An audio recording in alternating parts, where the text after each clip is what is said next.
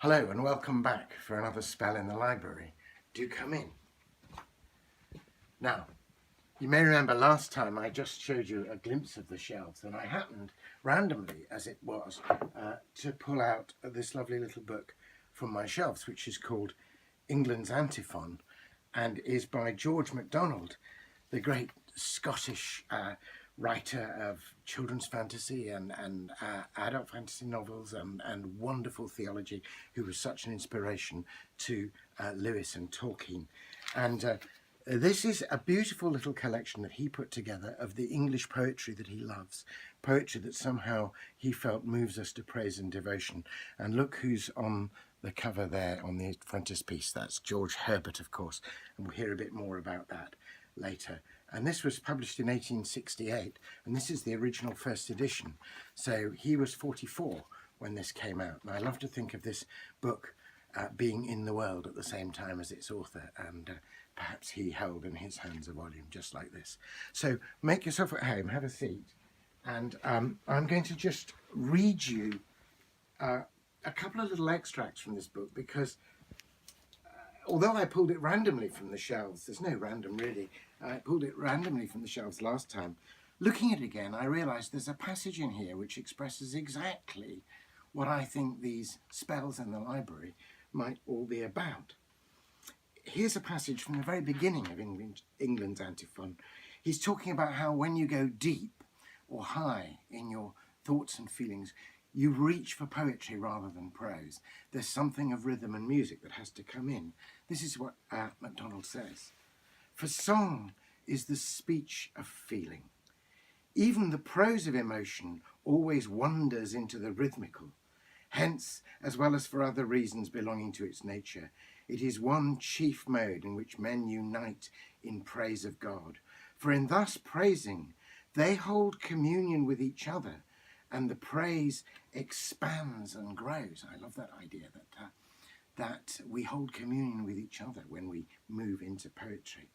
And he says it's not just when we're vocalizing it. He says this: when we read rejoicingly the true song speech of one of our singing brethren, we hold song worship with him and with all who have thus at any time shared in his feelings, even if he have passed centuries ago into the high countries of song. Well, Macdonald himself has passed into the high countries of song, and Herbert, whom we're going to read in a minute at Macdonald's selection, has too. But their speech and their music still reverberates with us, and we join in a kind of communion. And here's the way Macdonald puts it for this book. He says what he wants to do in this book. He writes, "My object is to erect, as it were, in this book, a little oracle or spot of concentrated hearing, where the hearts of my readers may listen and join in the song of their country's singing men and singing women.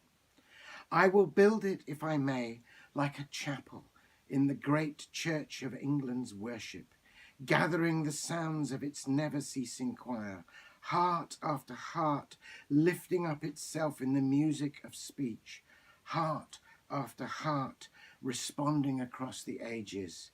Hearing, we worship with them." That's exactly what I hope for our spells in the library.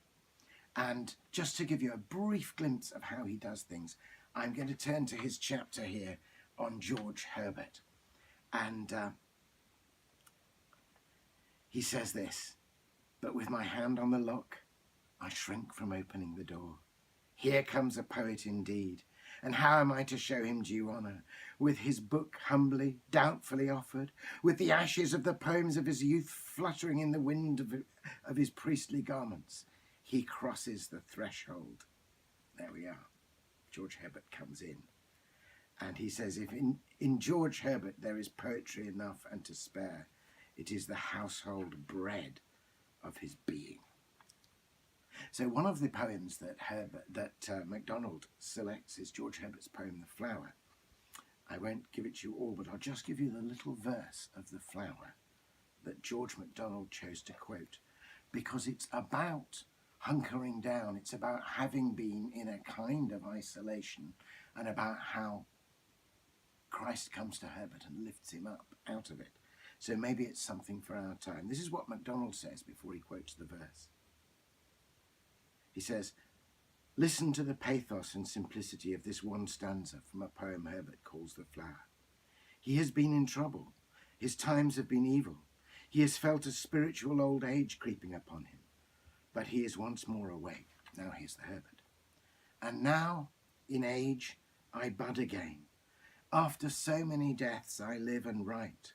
I once more smell the dew and rain and relish versing.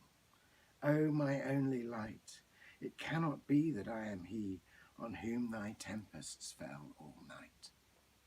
I love that verse.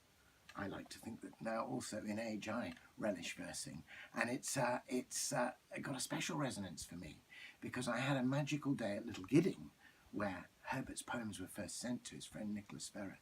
It was a day in which we'd invited Seamus Heaney to come and share with us, and I remember standing on the green sward outside the chapel, and Seamus Heaney, we talked about Herbert, and Seamus Heaney suddenly looked at me and quoted exactly these words that Macdonald's quoted.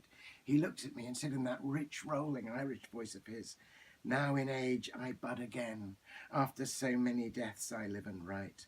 I once more smell the dew and rain and relish versing. And I'll never forget the relish with which Heaney said that.